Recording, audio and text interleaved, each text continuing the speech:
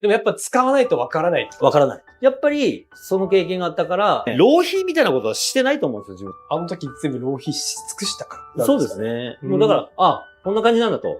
別に俺にはいらないんだと。いる人によってはいるのかもしれないけど、広い家にね、住んでね、ちょっと窓開けた東京タワーが見えるような家だったんですけども、まあそういうところに住めば、ゲストハウスでもモテると思ってたんです。ジャガー乗ってればモテると思ったんですジャガーも高いんですよ。何百万するんですけど、それほどモテないんですよ。その何百万の価値ほどモテないんですよ。見合ったモテがないんですよ。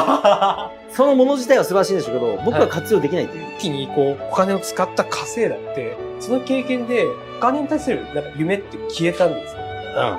とりあえずやっぱ、よっしゃってなるわけです、最初は。ずっと貧乏だったから。で、もう欲しいものを限られとるんですね。もう一通り揃えたらもう終わりなんですよ。人によっては、どんどん買えば買うほどどんどん欲が出てくるみたいな。そういう人もいるんでしょうけど、だから僕の場合は違ったんですね。